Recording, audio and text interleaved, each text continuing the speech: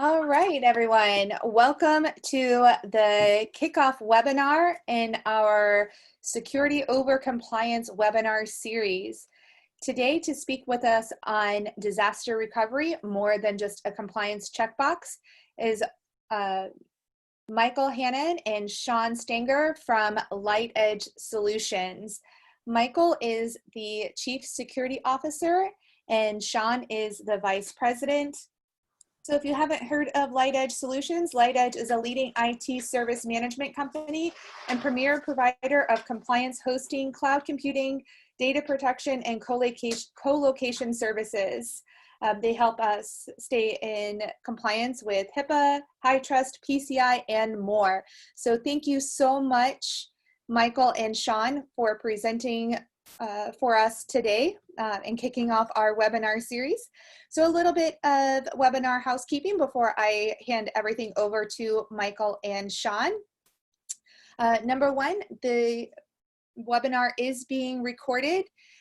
You will receive a link to the recording after the end of the webinar. Sean and Michael have asked for participation in today's webinar, so they will indicate when they are ready for you to unmute your microphones and start communicating and chatting with them live. You can also send your questions or comments via the chat feature, and I will read those for Michael and Sean throughout the presentation. The presentation will take about 45 minutes, then there's a 15-minute Q&A at the end. So with that, I'm going to hand things over to Michael and Sean. Thank you so much for helping us out today. Absolutely. Thank you, Sarah. And as Sarah mentioned, thank you guys for joining the first episode of this. And I do want to reiterate that if there are any questions, if you see something on here that either Sean or I go down a different approach or path, if you want to talk about it specific to your all's organization, something you've seen, something you've heard, that will make this presentation a little more lively and relevant. So that's what we're here for, and we want to make sure we're catering to what you guys are seeing and hearing. So what Sean and I are going to go over today, the funny thing is this has changed a little bit related to our world since we originally talked with Sarah, probably a little over a month ago about this, but it's really being sure that organizations, they fall into three different camps. Those are when we're talking about disaster recovery and the protection and planning of it, they fall into three different camps, which is the one that is far too often what we see, which is no planning. The other side of it is that there's stagnant planning. So, 5, 10 years or even longer ago, a plan was created to check a box. That plan has become stagnant. It, jumps through a hoop on an annual basis to show that there is some testing of disaster recovery and business continuity. Those two pieces can take form in many different shapes and sizes. Some are significantly better than others, and we're going to be going through all those. The much smaller bucket that our organization sees either from within or with our customers is that well-prepared organization that does things right, that goes through this on a regular basis, not just with the small IT presence, but includes all the functional areas, all the asset owners, all the data owners, everyone who would be participating in an event. So making sure you fit into that third camp is what we're going to try and talk about today. It's really pivoting from the legacy. Like I was mentioning, a lot of these were built to meet a compliance function. These were put in place to meet worst case major disaster to check a box. You had a plan, you initiated testing. Well, that doesn't necessarily work because the things we're seeing today it's not the large emergencies or disasters that are most often taking organizations down, or per se our customers, but it's those regular common outages that are usually human error or human based. They're network or software or hardware related, and more recently, they're the ransomware pieces of it. So making sure that we're covered for all those different scenarios is incredibly important, and where a lot of organizations are truly struggling is they're so focused on the disaster piece of it that's where their mind and all the planning and everything goes to. But when we see a lot of our customers failing over from their production on-site facilities to us or to another provider, or we're helping them get prepared, it's really that outage scenario.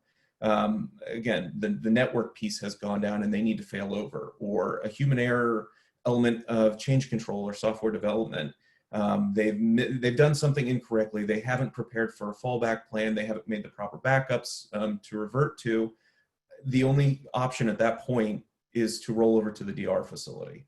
That isn't quite what the plan was there for. So whether or not that's going to successfully happen, and then we see far too often right now that the ransomware piece of it has not been thought through related to disaster recovery, incident response, and organizations aren't necessarily building that into it and aren't prepared for what we'll talk about later, but how, whether or not they can go to their backup successfully and be able to pull from those. Again, being able to differentiate between preparedness and checking the box is incredibly important. Sure, that helps get coverage from a cyber liability. If you're working with customers, making sure you're meeting those requirements, or if you're meeting regulatory requirements, you are meeting that minimum that is needed for that. But going above and beyond, pushing your organization to cover all the different scenarios, making sure that you're doing active testing on these, that you're getting leadership involved from the top and making sure that there's ownership involved in those, or groups that may not be impacted in this, they know what is going on, and having secondary and third people involved with the resumption of this. Before we move to the next slide, Sean, I don't know if you have anything to add from that opening. Yeah, I think a lot of organizations that we work with are I think missing the proper setup. A lot of what Michael is saying is how you start the conversation to get the sort of executive sponsorship that's required to be adequately prepared. Preparing against the disaster scenarios, or the approach to this is sort of a legacy approach. I think educating the organization that the things that can cause service disruptions are much more common than the disasters that folks had traditionally planned for. So you could, still have a majority of the systems running and working in a simple access point, whether it's like a single sign-on server that, locks an entire group of users out. There's little things as environments become bigger and more complicated. We're not preparing against a disaster. We're preparing against a service disruption, a piece here or there, or network connectivity, or something that can cut off access to an entire environment. I think the other part in setting this up with other business unit leaders and executives within the organization is that even those what may appear as an insignificant service disruption can cost the organization dearly, and sometimes monetary is a good way to put it. But there's great research and studies that even losing 100 records in a database, when you get into the EPHI, losing entries into a medical record system, the downstream implications of that are significant from a cost standpoint, and not to mention to the patient, the level of patient care. So when we're talking about the things that are common and the things that can go wrong, and usually do go wrong pretty consistently, the movement we see today is that business continuity and contingency planning needs to account for these sorts of common things. And unfortunately, most business continuity plans are built around the disaster scenario. And so organizations are, not ready to handle, the kind of tiny things that can go wrong. The one access component in an entire critical application workflow that once it stops working, everything downstream stops working. And if you're not ready for it, if you don't know how to find it, to remediate, what happens if someone who is supposed to remediate it isn't accessible, those are the things that can really get folks into trouble. It's not, the massive power outages or the natural sort of disasters. Absolutely. And one of the big things that we're seeing from our customer base and the more mature organizations at this point is building in within the disaster recovery, or at least the management group, some metrics within degradation of service. It may not be down, as Sean's talking about, but service is so degraded that it impacts the end user. And whether or not that's SLA based or other, making sure you've got built-in metrics for figuring out at what point should you fail over if degradation of service and not complete loss is something that needs to happen. And so making sure that the organization at a management level has decided what are those key metrics for doing so, how you're evaluating those, how you're getting records on that, who's making that decision, how that decision is being communicated. Do you give it, 5 minutes, an hour of degraded service before you switch over? Does the time of day matter? Those different types of things are really getting added into the disaster recovery, incident response, all these different things that are playing together. So, customers who, sometimes sit outside of our walls, we're helping them build these things in because they've either had an issue before or a competitor has, and they don't want to make the same mistakes. We're seeing that maturity switch over, that exactly like Sean saying, it's not the disaster piece of it. It could be as simple as their current provider from a telco standpoint is having degraded services. Their DR site is on another provider. If they switch over there for even a little bit during their highest or peak time, that may be significantly better for the end user and for their business as a whole. Is the reputation piece can be significant. And that's a tough decision for organizations to make, is should we sit with degraded service for 2 to 3 hours, or should we have, a 5 to 10 minute blip and then come back up to 100% at that point? A big piece here that a lot of organizations, and this is the continual fight, and it's really how you're framing the conversation, is the funding piece of it. It goes back to that historic piece of, if your organization thinks this is the check the box, you're not going to get time allocated to it. You're not going to get all the resources, including the funding piece of it, that you're going to need to go through. And I think the numbers generally, whatever studies you read or research you read, these are fairly accurate, that 75% have insufficient plans. They have enough to get by. They have enough to meet their insurance requirements. They have enough to meet their regulatory or their customer requirements. If individuals are doing testing, 65% fail. And that's failing when probably just doing a tabletop or something very simple. Most organizations do not do complex disaster recovery testing. So these numbers seem high, but that's, with not everybody performing these different things.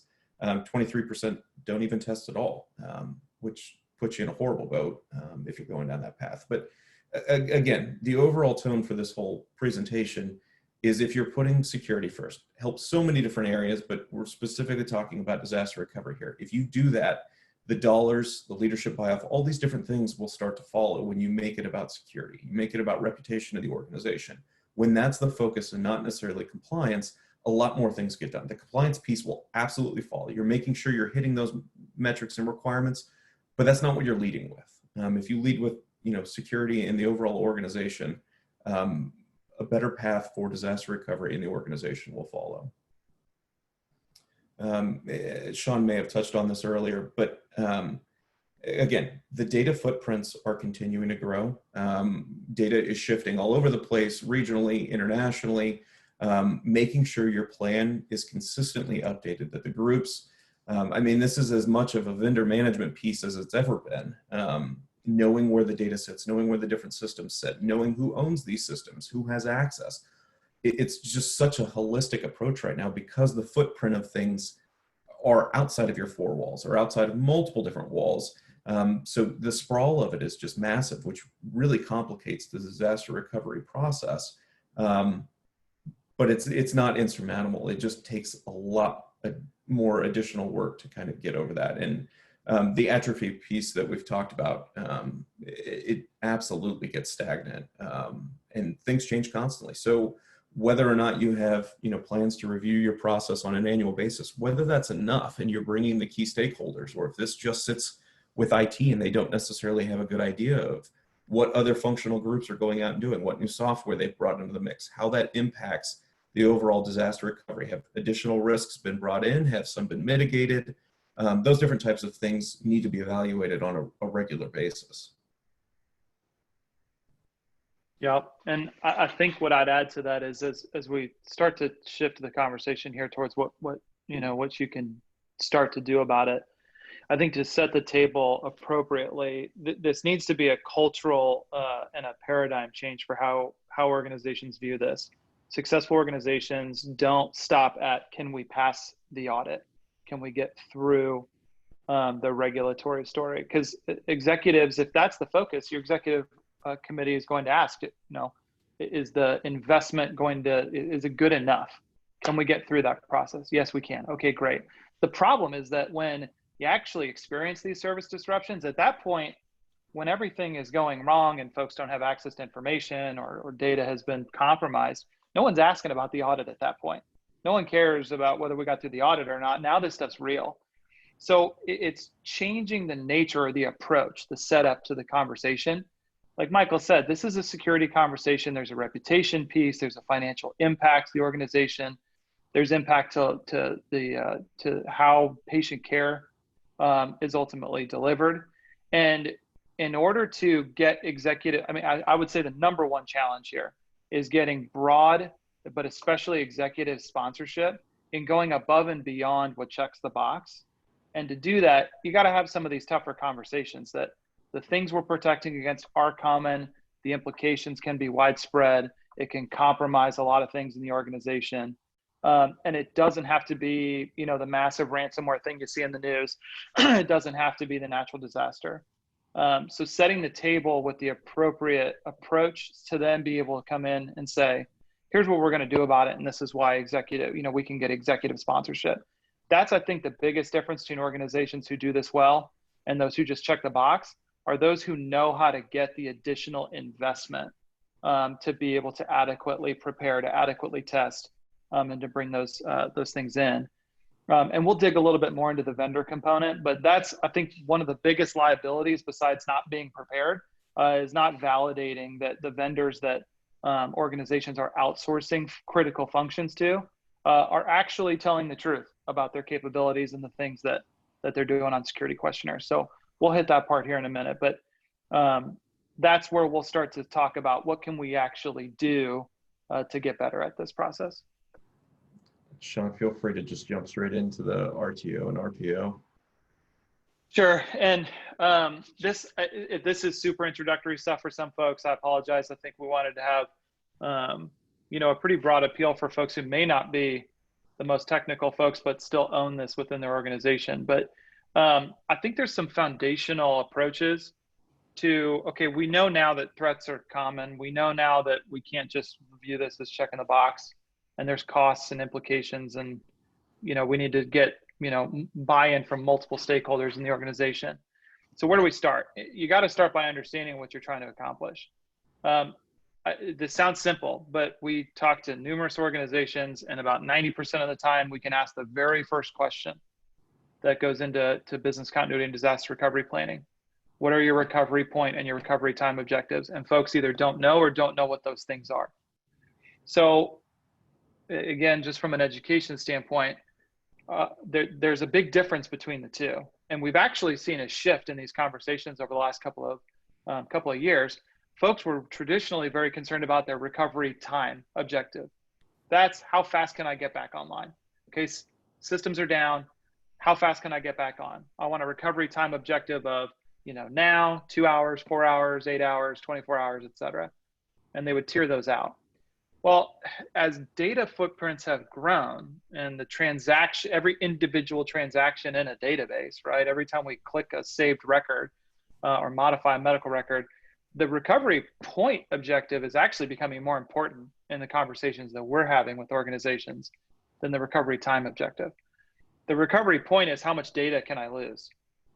So to set the table, if I'm having a conversation on, I need to know that if I lose my systems right now, for whatever reason, it could be network outages, power outages, it could be any of the numbers of things we talked about. If my systems are inaccessible, my disaster recovery plan needs to have a recovery point objective of 0, right? I don't want to lose a single piece of data. Maybe it's 15 minutes, maybe it's an hour, but losing an hour of, the last hour of your organization's data, that's a significant problem. So a lot of organizations are starting to say, I can live with, being on paper for an hour and doing that work, after systems are back up. I cannot lose an hour of data. But knowing the difference between the recovery point objective and the recovery time objective is step one. Step two, you got to go figure out what those should be. Now, I think that it's important to get additional stakeholders in the business. Go to the different leaders of the different, departments. But at the same time, if you rely on them to tell you what those recovery point in time objectives should be, then you're just going to get the same answer. They're all going to tell you that their stuff needs to be up right away. They can't lose any data. It needs to be up first. So once you've done that business impact analysis, you're sitting down and going, okay, turns out everything that we have under the hood here needs to be up right away. And that's an insurmountable task. So you have to get the business units to buy in. The business unit leaders are the chief, responsibility of making sure that the continuity aspect is dealt with. Where do their people go to continue work if that's a feasible option? But the criticality analysis and the business impact analysis and the downstream, data workflow mapping, those things have got to be done by the folks who own this process. Because you're going to have to do that level of analysis to make those sorts of decisions on what needs to be up now. Because in a perfect world, everything we don't lose a single transaction and we can be up in 15 minutes, regardless of the service disruption. The unfortunate part is that level of investment is almost nowhere, at least in any organizations that we deal with. So you're going to have to figure out how to make a proportional investment work. And these are the sorts of things you got to understand when you even start the process of trying to attack a disaster recovery plan and data protection strategy. Absolutely. And there's so many different things that go into the RTO and RPO as well. And that really depends on the scenario or the threat that you're looking at. And a lot of these are absolutely part of the disaster recovery, but so many of them sit on the security side of the house of making sure you have proper controls, making sure that you're doing proper patching and updating, that your backup strategy meets the business's requirements, that you're doing user awareness testing, because all of these things play into the user error, to the ransomware. And you may have, depending on the different scenarios, different recovery points and different recovery times as well. And those conversations can't be black and white when you create or update your disaster recovery plan. You have to have the what if scenario of, sure, we can't lose data past an hour ago, but if it's ransomware, we may have to go a week or more back. Does our backup strategy support that? Does our organization, can they handle that? And if those answers are no, then the other controls, your alerting needs to be in place, the patching and updating, the user awareness training, those different pieces also play such a critical part in making sure that you can achieve these things. Just putting something on paper for a policy is great, but when push comes to shove and these actual events are occurring, if you haven't done these other things, like we're saying, the security focus of them, you're definitely not going to hit those RPOs and RTOs. And so often within this industry, that's what we see is they're unobtainable. Every group within the organization says now it needs to be up, but the organization for the last 5 or 10 years hasn't been taking the necessary steps to achieve that. The requirement, what we've stated to our customers is X, but we're only able to hit a completely different answer that's much further behind that. So there's just a lot of steps that come into play here. And the other side of this is, again, what you do behind the scenes leading up to an event, how the organization has all bought off, leadership and executive team is very involved. If you don't have a proper run book and procedure and plan for how to go through these different scenarios and the team is not aware of them, this is the most critical piece. As Sean said, once you're actually in this, being able to follow a tried and true method that the entire organization knows, even the newest person on the team has some oversight onto it. It's not, employees started in January, the next year's training doesn't come until November or so. So he's, 10 months or so out from receiving any training on it. Everyone needs to know what the run book for all these processes are, how the new vendors are being brought into this, how you just don't want a single point of failure, and you want to have these all documented. We've seen some instances recently where using a third-party vendor in a effort to be more secure, we've created these redundant circles where things get locked down, where to get into this new vendor, it requires MFA or single sign-on. That server is now down. So you can't get to these tools that are now behind single sign-on because you haven't put a local account as a backdoor and monitored and alerted on that. So there's these single points of failure, these redundant circles that organizations put in an effort to be more secure. And that's definitely the path, but they haven't taken a step back and evaluated the what if this one critical server goes down, we can't access anything. We don't have a backup and a secondary side of this. It all goes through the same firewall, these different types of things. If you're not doing these, you're creating these single points of failure that blow up your entire plan. They keep your emergency response team from being able to even log on or do anything. They can only work on their local machine, and that's about it. So talking through all these different things and evaluating and running through them is critical at this point. Yeah. Yep. And it's simple stuff. We can get very focused on the applications and getting them up. We've had so many customers or clients that, in the actual outage scenario, realize they forgot to prioritize like their email. And so they don't have any way of talking to each other. And so it's the run book exercises and the actual tests allow you to find where the mistakes are, so that you find them when you're planning or testing, not in the middle of a service disruption. And like Michael said, it's an iterative process. You have to modify these things on a regular basis. Evaluate your criticality analysis, evaluate those workflows on a quarterly basis, evaluate the run book on a monthly basis, because things change. New applications come online, workflow changes get implemented, and your run book is only as good as up to date as it is. Things happen, changes are made in the environment, they don't get made to the run book, and then you potentially have an outdated system there. I think the last thing we'd say here real quick is this, we have seen a lot of success in getting executive participation in run books correlate to their executive sponsorship. So go grab the chief financial officer, go grab folks from that front office and bring them in and say, pick up on these steps of the run book and you do this part. I mean, you should make it to where anyone can pick it up and run with it, because again, in a certain scenario, someone who's supposed to do a job may not have access. They may not be able to get in and do this thing. They may not be on premise. So we've seen kind of best practice, get the executives, get other folks who aren't in aren't in IT or don't own these processes necessarily, and get them in and have them do these run books and have them do certain steps in there. It gives them the experience and the perspective to see what this thing actually is. This is no longer just a topic on a quarterly board meeting. But it also helps them understand, right, where maybe things are falling short, or what investments can be made to make sure these things go well. And when you bring them back around and have them be part of these successful tests after the appropriate planning and investment is done, then they love to be a part of saying, we did our first successful full-blown role swap, we're protected and I got to do a part of it. And there's a psychology behind that and getting them to embrace a little bit of ownership there.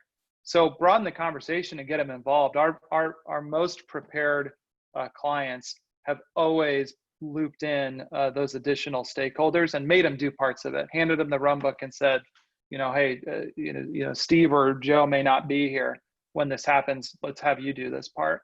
And we've seen that as kind of an easy way to drive a little bit more consensus at the executive or leadership level. Absolutely. Sarah, not sure if any questions have come in through the chat or if anyone wants to unmute and has something on anything we've covered so far.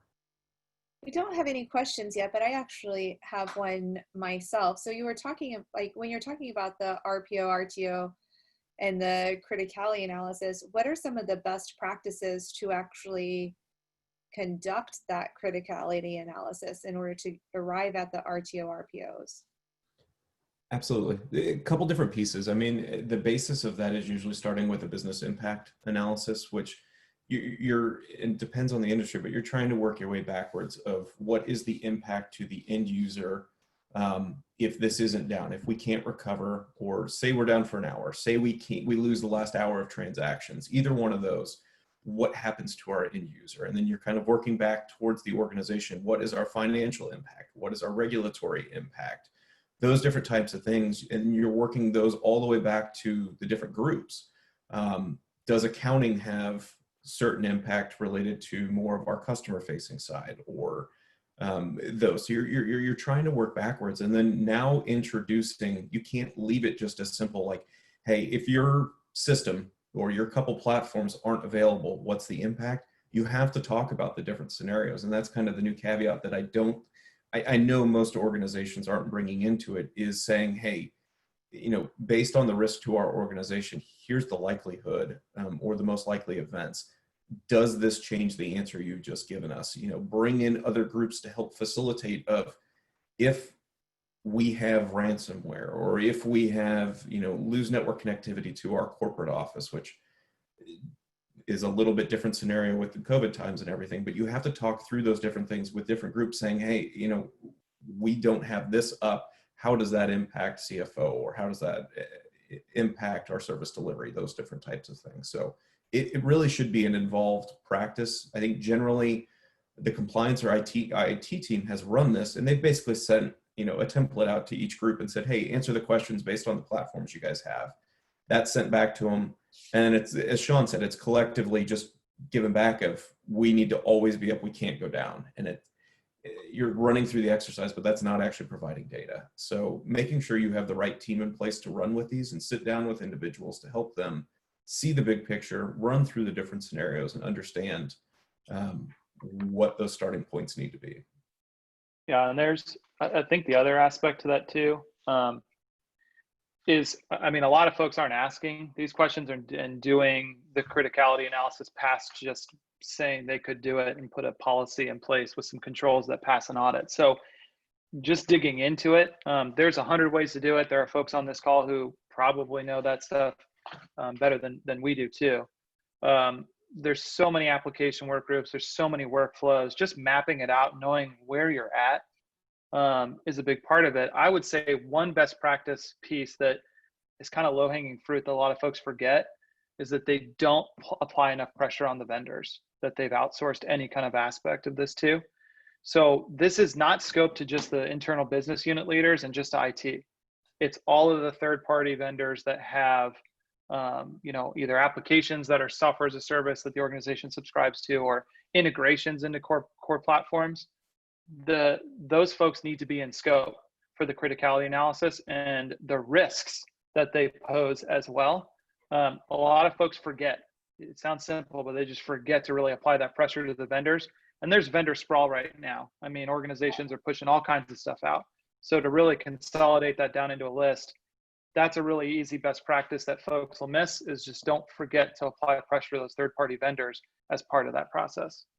That's actually a great point. In fact, our webinar next week is on third-party vendor and managing those risks. So that's perfect.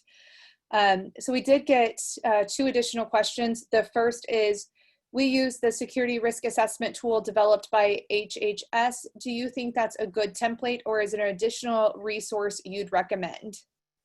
Yeah, and I'll let Michael have a very good answer to this. I'm just going to tell you from my perspective.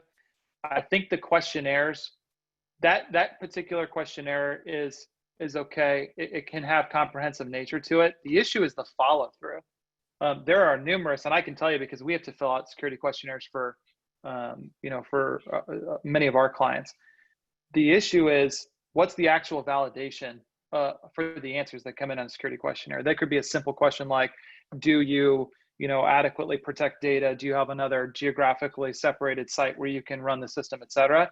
Folks can just say yes. And I can't count more than a couple of times that anyone's actually asked us at LightEdge as an organization to prove it. So the security questionnaire, certainly Michael can dig in on some best practices of what it ought to include, but I don't think organizations do enough due diligence or rigorous validation that folks are actually telling the truth, or that they actually have those capabilities. And even on an ongoing basis, right? Those are things that once a vendor is approved, how often, is the organization going back and validating? So I think the questionnaire is a first step, but there's also some responsibility in actually validating that those things are real and not just assuming, well, they said yes, and that means I can transfer liability to them if something hits the fan. Again, the issue is during the outage, you're not worried about how much that SaaS provider is going to cut you a check, right, for the liability that got transferred. The issue is going to be that we're down, right, or that a system's unavailable. So that's why I think that validation is a really important, talking point in the security questionnaire process. And Sean is exactly right. Most of the due diligence that's done upon the initial vendor selection is solely from a liability cap. And Sean hit the nail on the head that in the event that you have a disaster or you need to cut over, you want to know who you're talking with on that side. You want to have already involved them in your annual or more frequent test, talked about how they're doing things. We go through so many questionnaires for our customers. They all have different shapes and sizes.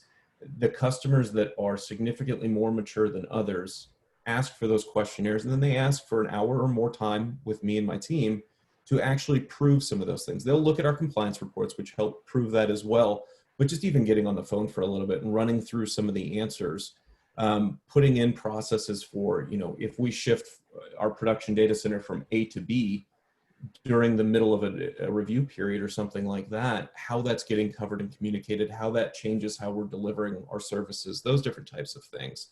The vendor management piece, which it sounds like is going to be dove into very deep next week, that's a very critical piece to this. And Sean is 100% correct that organizations do not spend enough time other than the initial due diligence, if they're doing it, or a little bit on an annual piece, but they should be critical in the involvement within disaster recovery.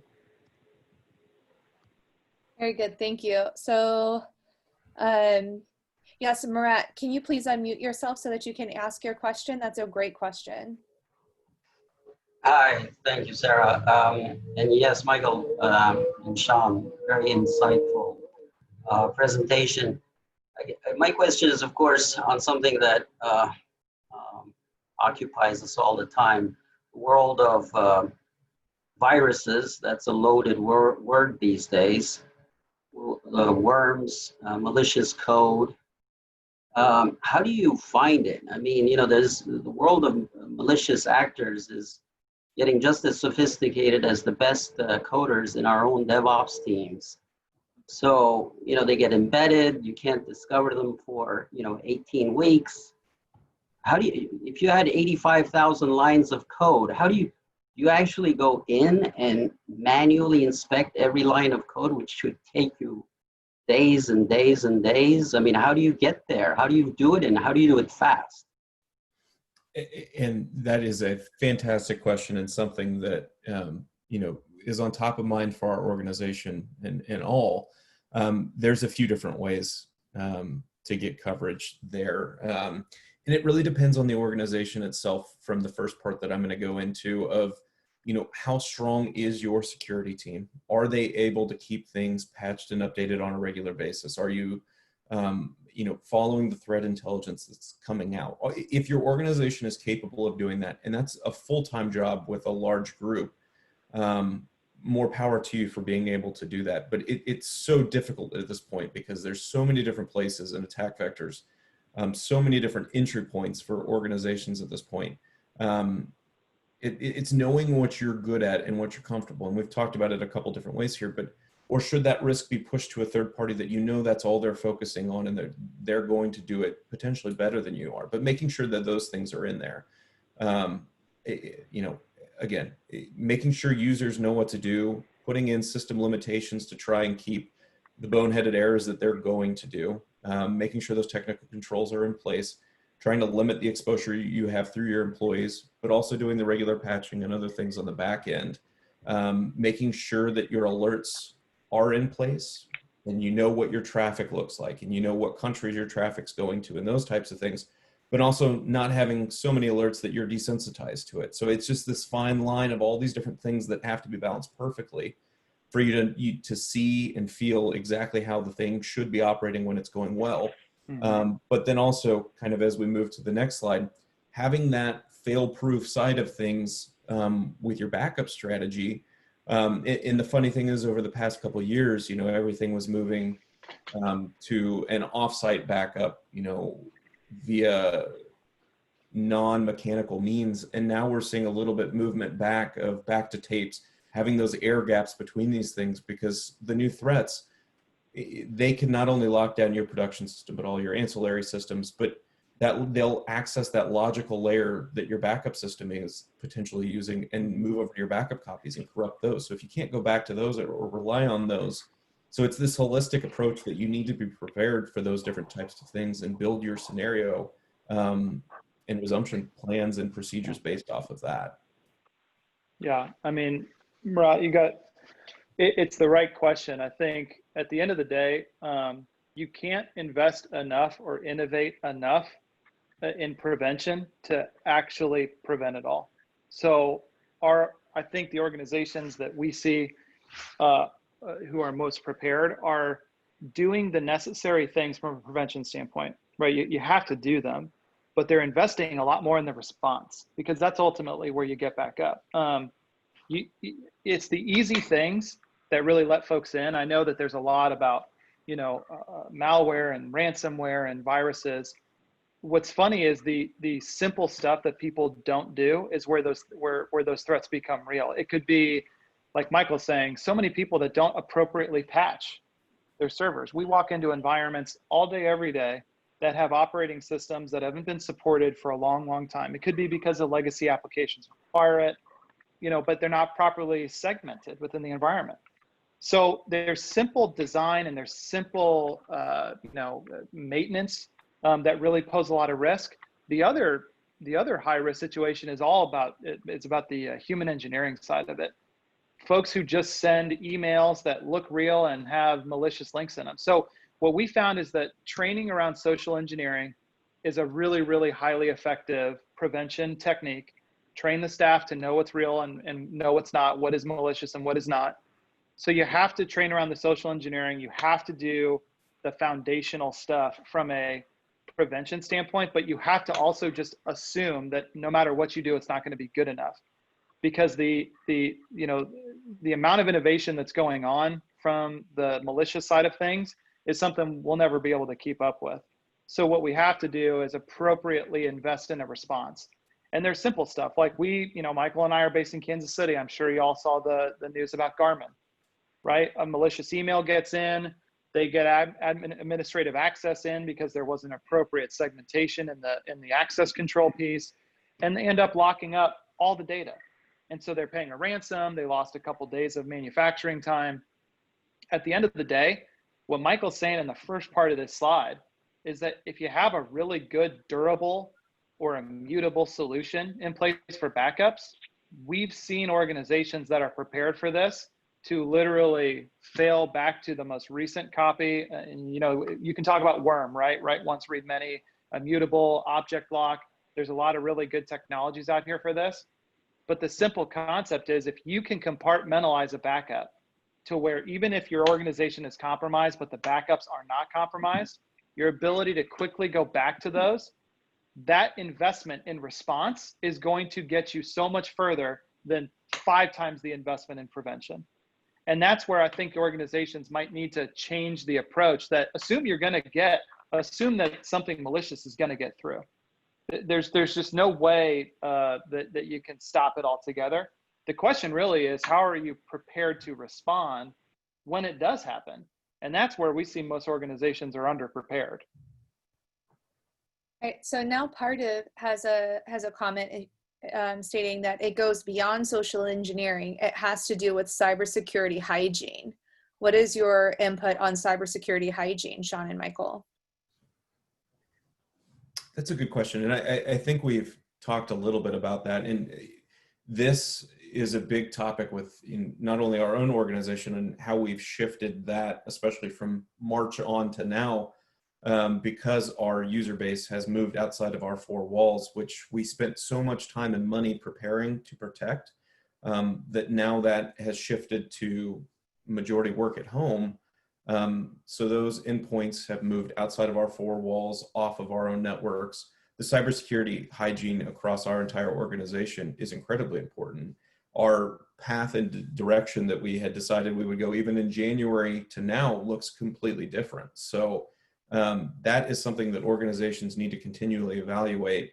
because the threat landscape continues to change and our user base continues to change. We don't know what things are going to look like, 6 to 12 months from now, from what our workforce is going to be sitting, or what they're going to be working on. So we have to take the necessary procedures to just zero trust across all devices, across all users, and take the necessary steps to protect ourselves there. Yeah, part of it is absolutely right. And I think it's one thing that we don't want to, we don't want to overstate or understate, I guess, is that just applying security tools and outsourcing to a security management, firm, that doesn't necessarily solve the problem, though. It's a deeper level of understanding and design that needs to go into that. Just to say, hey, I hired a security operations center provider. We bought all the really expensive IBM tools. We should be all right. The number of times we walk into organizations with $1 million investments that didn't even properly tune the system to know what's a real threat and what isn't. So, part is right. The social engineering is like the low-hanging fruit for malicious folks. The more sophisticated folks, you do need to have the sort of zero trust and the micro-segmentation and all the things that need to be done to really limit the exposure, even if somebody does get in. But don't assume that a vendor who you can pay a lot of money to is going to make it go away. It's something that requires a lot of active participation and defining for each individual organization. And there's not an easy button for it. There's not just spend money and the solution gets put in place. There's a lot of effort that goes into making sure it's being done properly. Absolutely. And to Sean's point, and the underlying kind of theme, I think across all of these series here, compliance may have been the driver to bring in an outside party. A lot of money and a lot of time was spent, but it's not really being evaluated of whether or not it's the best solution. But Regulation A said you needed a SIM-SOC in place. They said go bring provider in for a couple $100,000. Did it, and have not performed any further due diligence. Haven't talked about them on, hey, we signed up with you 2 years ago. What does the threat landscape look for you now? How are you catering to our expanding business, the different threats out there, and our disaster and business continuity? So those things are very important.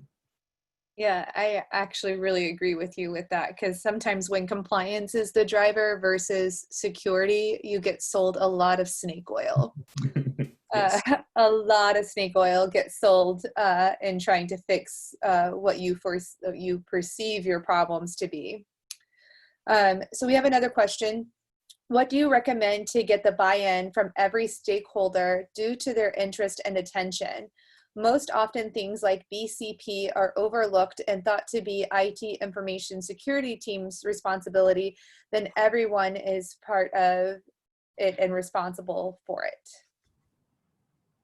That's a great question.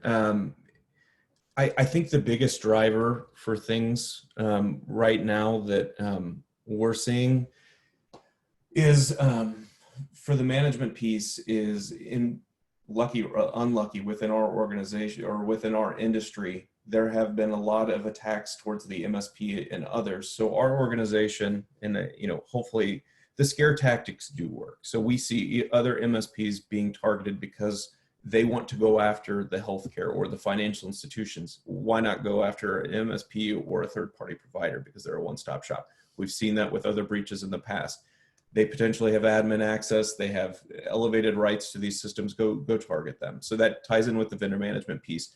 But those scare tactics and other things also help get buy-off, that it wasn't compliance just driving it. You need to show the organization that if we take these steps, that we make this investment, we will meet those recovery times or those recovery points. We will not have to pay out on SLAs if those are applicable to what you guys are doing. The reputation piece is significantly smaller because we had the right approach for how we were going to communicate when we are first down, regularly down from there, communicating those different types of things. There's definitely lessons to be learned from other organizations going through this, that if you have those hard discussions with your executive team, they're not fun conversations. They're not great exercises, but you come out of it tired and worn out, but you make some really tough decisions on what can the organization actually handle. Where does the money need to be pivoted from just checking a box to let's move those dollars to somewhere that can actually protect us and help recover us in a quicker manner, or bringing in a third party to help from a PR standpoint, because that seems to be the biggest from a reputational risk. Figuring out, and constantly evaluating your scenario will help get the leadership buy-off. But that's a really tough one. And Sean probably has some insight on that side, because he deals with that on an everyday basis. Well, yeah, I mean, I would say don't, a question like that can make it seem like there's an answer. There might not be. This is the toughest part. I know it sounds like the technical aspect of this is the hard part. The hard part is really getting handcuffed by an organization that won't invest in this or won't take accountability. So the hard part is explaining this situation and presenting and having the conversations Michael's talking about to drive sponsorship and to drive accountability. So I think what I have seen be successful or has worked more often than not, let's say, is that level set, that ask the simple questions. Like we have to do our annual review of our BCP plan, right? What ask some of the assumed questions or the assumed answers. What do we think we're protecting against, right? What's the criteria here? Open that up to the executive committee or to the senior leadership committee and see what you get, right? To be able to come back around and say, well, actually, these are the disruptions that are causing, these issues. Here's the critical data we even lost just in the last 12 months. And here was the downstream implications of it. This is the issues that we had, et cetera. But you have to also, once you level set and, you re-educate that we're not just trying to check the box, that this is a real threat to the organization, both financially and from a reputation standpoint. We need to do something about it. This is maybe an oversimplified comment, but make other people feel the pain. That's why getting executives to be part of the runbook test, especially one that fails, right, is something that has worked really well, because they feel the pain, they see it, they become empathetic or sympathetic because they're a part of it. This isn't just, a text and an email to them anymore. So when you drive the accountability, when you level set with the organization, you open up the conversation to get them more flexible on sponsorship, and then you make them part of it, make them accountable, make them feel the pain, make them see things. I'll tell you, even when those things are done really well, it doesn't always work. And I hate to say it, but there are some times where organizations have to have some kind of catastrophic situation to then understand, we don't want this to happen next time. And then they make the investment at that point. But even at that point, it's persevere. Even at that point, it doesn't happen. And the reason is very, very simple. First of all, let's dial back a little bit here, right? In terms of what you're protecting, I'm looking at it from the provider space, healthcare provider space. Let's say for a minute, your ultimate goal is patient safety. I really don't care about anything else. I don't. Because I was in a workshop with FBI agents, and basically the ransom issue came up, and I said I would pay the ransom. And the reason is this, because at that point, they're my patients, my institution. I cannot afford patient harm or patient loss of life. Now, if the whole city is being attacked, is a different story, right? But let's go to the next step then. The thing is this, is today, how many of your clients you've dealt with have baselined their operation? They don't even know what the data flow is. They don't even, and Murad and I've talked about this, so they don't know what's going where, what's coming from where. Some of them don't even have the assets lined up. They don't know what assets they have, where they are. I mean, this is a nightmare out there, because I've seen this repeatedly, that they don't have the arms around this. So if you don't have your arms around it, I don't care what tools you have there, you don't have the information, so you don't even know whether you've eradicated the problem that you're facing. And it could be a long time before you get your arms around this. That's the issue you have today. Because I've asked people, give me a baseline. And when you said seconds, nobody even times things. So in reality, you don't even know if there's something happening, a man in the middle scenario, and that's something is taking place there. I mean, we can go, this is a whole different ball game. I mean, this could take us hours to discuss, I think, but I just want to let you know that it's not that trivial at all. It's actually, it's just a huge issue out there, right? And to get your arms around this is practically impossible. Yep, that's spot on. And it's frustrating. I think I agree with you, Prada, that we've had organizations even that experience outages. The pain from those can wane over time and still lead to stifled investment to do something about it. So it can be overwhelming, but it takes some serious grit to kind of work through and show all of the gaps that are in place. But it has to be a conversation that's centered around patient care or around the financial impact or whatever resonates with your own executive team. But it has to be something. So there are two things, right? One is patient care or patient safety. On the other side is what's your appetite for risk, right? I mean, it's up to you whether you would accept the risk, you want to avoid the risk, or you want to transfer the risk, share it. But that is where the board comes in, right? They need to know what the risk tolerance is. However, when you lose a patient life, all bets are off, right? Because now you've thrown that whole model out of the window, right? Because that might be huge to recuperate, right? You cannot tag a financial value to it, because even if you look at Hollywood Presbyterian, we put our numbers out there.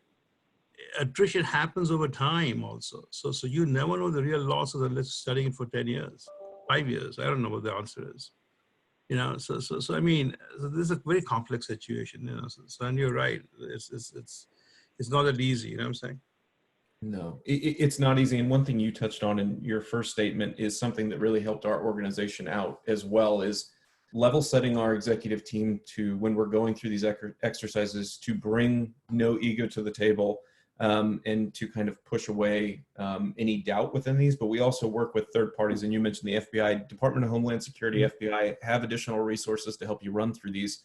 But there are other third parties that can help you run through these scenarios as well. But spending a substantial amount of time of talking through the largest threats to the organization, running through and pulling examples of other organizations that have gone through them and the likelihood and how they would manifest within your organization, and then role playing those through your organization really can, you know, whether you want to do this with the board or the executive team, opens up their eyes, because there's no doubt involved. When they start to ask a question of, well, how likely this can't happen because we have this, when you're able to point to facts of, nope, they can easily go in through here, they can cross this path, they'll now corrupt this, or, you know, we have redundancy not built into this. When you start to really be able to, you know, dissolve that, you know, confidence that they have in this, that's where we saw a lot of buy-off within our organization and others. But you're exactly right that you have to level set from a risk standpoint as well.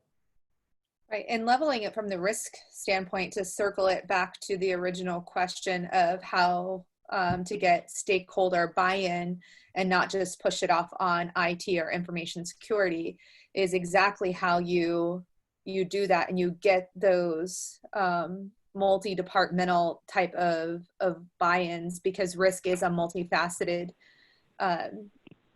situation for your organization, for your hospital. It has to be everything. And then, in fact, Martin Edwards just made a comment a few moments ago, as compliance or security need, as with any compliance or security need, you have to show the impact of not having compliance or security controls in place. The financial impact on not implementing controls often works. Sometimes it doesn't. And that was what Martin said, but that's exactly how you get the buy-in.